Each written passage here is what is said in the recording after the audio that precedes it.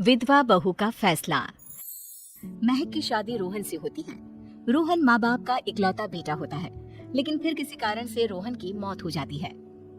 बेटा महक, तेरे आगे इतनी बड़ी जिंदगी है, फिर बच्चों की भी जिम्मेदारी। तू कोई काम कर ले। मैं तो कहती हूँ रोहन के ऑफिस में ही बात कर ले, शायद तेरे लिए कोई काम निकल आए।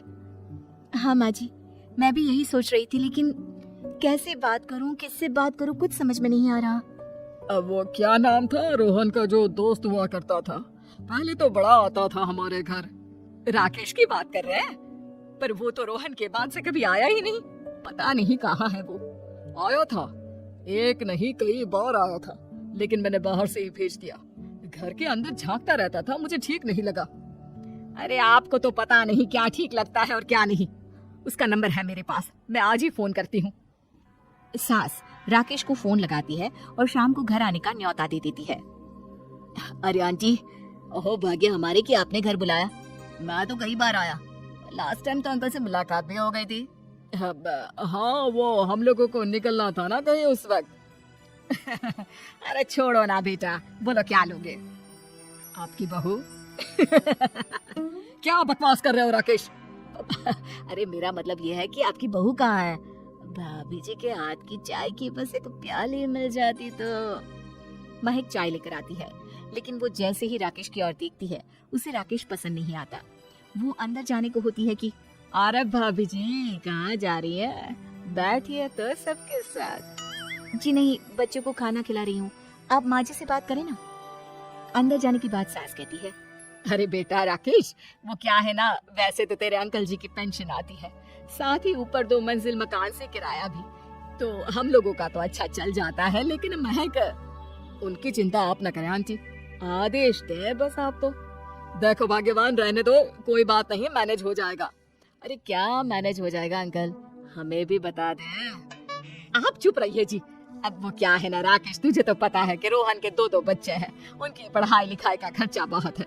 हम ये चाह रहे थे कि रोहन के ऑफिस में महक को भी अगर कोई काम मिल जाता तो। क्यों नहीं आंटी जी, मैं हूं ना, मैं बात कर लेता हूँ। वैसे तो आप हाँ ही समझिए। महक भाभी को बोल देना कि कल तैयार रहे मेरे साथ ऑफिस चलने के लिए, मैं मालिकों से मिलवा दूंगा उन्हें। महक अंदर से सब सुन रही थी। अच्छा आंटी जी, तो चलता हूँ, कल आ जाऊंगा। अच्छा भाभी जी तैयार रहिएगा कल। राकेश तो चला जाता है, लेकिन ससुर सास पर बरस पड़ते हैं। मुझे ये आदमी एक पैसे का पसंद नहीं है। तुम इसे बोल दो कि हमें कहीं नहीं करवानी बहू से कोई नौकरी। अरे क्यों नहीं करवानी? सारा पैसा मैं इसके बच्चे और इसी पर उड़ा दूंगी, तो मेरी बेटी को क्या दूंगी? जरूरत क्या है तुम्हारी बेटी को तुम्हारे पैसे की? अरे वो तो पहले ही बड़े पैसे वाले घर की बहू है। अपनी बहू की सोचो जो अब तुम्हारी बेटी जैसी है। बच्चे रोहन की आखिरी निशानी है। अरे अपना भाषण अपने पास रखो, सारा दिन घर पर बैठी रोटियां तोड़ेगी, तो काम करे ना कुछ बाहर जाकर। बहू सब सुन रही होती है। वो अगली सुबह बिना मन के तैयार तो हो जाती है, लेकिन जैसे ही राकेश आता है। क्या बात है भाभी जी, रेडी हैं? तो फिर चले डेट पर, मतलब इंटरव्यू पर। महक सामने आती है कि सामने ससुर जी खड़े होते हैं। हाँ महक बेटा, आओ चलते हैं, मैं भी चल रहा हूँ। ससुर को तैयार देखकर राकेश का चेहरा बन जाता है। अंकल जी आप परेशान हो जाएंगे। अरे रहने दीजिए ना, धूप भी बहुत है। वैसे भी स्कूटर में तो 2 लोग ही बैठ सकते हैं ना। तो तुम चलो, मैं बहू के साथ अपनी कार से आ जाता हूँ। महक ससुर जी को देखकर खुश हो जाती है, उसे शांति हो जाती है। वो लोग रोहन के ऑफिस जाते हैं, जहाँ बॉस कहते हैं, नमस्ते अंकल। नमस्ते महक, कैसे हैं आप लोग? रोहन का सुनकर बहुत दुख हुआ अंकल। वैसे कैसे आना हुआ? बेटा, क्या हमारी बहू के लिए तुम्हारी ऑफिस में कोई काम मिल सकता है? हमने राकेश से इसी सिलसिले में तुमसे बात करने को कहा था, उसी के कहने पर हम दोनों तुमसे मिलने आए हैं। राकेश ने तो कोई बात नहीं की, ऊपर से उसने तो आज की छुट्टी ले रखी है, ऑफिस में नहीं आया। बोल रहा था जरूरी काम से जाना है। महक और ससुर एक दूसरे को देखने लगते हैं। वैसे महक क्या किया है आपने? I mean, इंग्लिश कैसी है आपकी? महक बॉस से अपनी पढ़ाई लिखाई और क्वालिफिकेशन के बारे में सब कुछ बताती है। ग्रेट, आपके लिए काम तो है, लेकिन ऑफिस में नहीं। सर मेरे बच्चे छोटे हैं, मैं फील्ड में काम नहीं कर सकती हूँ। मतलब वो काम घर से करना है, घर से रहकर बच्चे भी देखें और घर भी देखें, लेकिन हाँ काम जरूर से करें। वो काम डाटा एंट्री का है, तो जब भी वक्त मिले काम करें। और इसके हम आपको अच्छे पैसे भी देंगे। महक बॉस की बात सुनकर खुश हो जाती है, उन्हें थैंक्स बोलकर घर आ जाती है। किसके साथ भेज रही थी तुम महक को?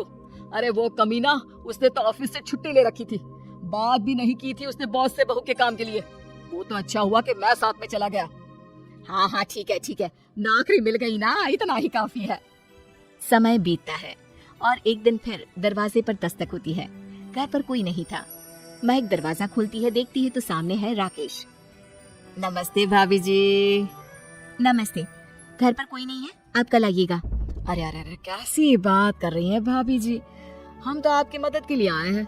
वो क्या है ना, अंकल जी का फोन आया था कि आपको किसी मदद की जरूरत है। महक को आश्चर्य होता है कि उसके ससुर ने राकेश को फोन क्यों किया। वो ससुर जी को फोन करती है लेकिन फोन नहीं लगता। नहीं, हम लोगों को किसी भी चीज की जरूरत नहीं है, आप जा सकते हैं। अच्छा, एक कप चाय तो पिला दीजिए। महक चाय लेकर आती है। चाय पीने के बाद, रोहन मेरा बहुत अच्छा दोस्त था। उसने मुझसे कहा था कि वो रहे ना रहे, उसके घर वालों का, खास करके आपका ख्याल मुझे ही रखना है। तो मैं कल फिर आऊंगा भाभी जी। नहीं, माता पिताजी है नहीं, वो 4-5 दिन बाद आएंगे। आप उन लोगों के आने के बाद ही आइएगा। मुझे ये सब ठीक नहीं लगता। अरे छोड़िए ना भाभी जी, लोगों का तो काम है कहना। मेरा मतलब है वो तो बोलते ही रहेंगे। आता हूँ मैं कल। महक को अब गुस्सा आ जाता है। हमेशा शांत और मधुर बोलने वाली महक पहली बार जिंदगी में फैसला लेती है और फैसला होता है राकेश को सबक सिखाने का। बड़े बेशर्म है आप। किसने कहा आपको कि आप आए? अरे भैया, साफ साफ बोला ना कि नहीं जरूरत है किसी की मदद की। मैं अकेले सक्षम हूँ अपना घर संभालने के लिए। आज आखिरी बार बोल रही हूँ, इस घर की तरफ आंख उठाकर भी देखा ना तो देख लेना, वरना वरना पुलिस के हवाले कर दूंगी। निकलो यहाँ से या धक्के मार कर निकालूं। पुलिस का नाम सुनते ही राकेश वहाँ से 9-2-11 हो जाता है और महक को अपने फैसले पर गर्व होता है।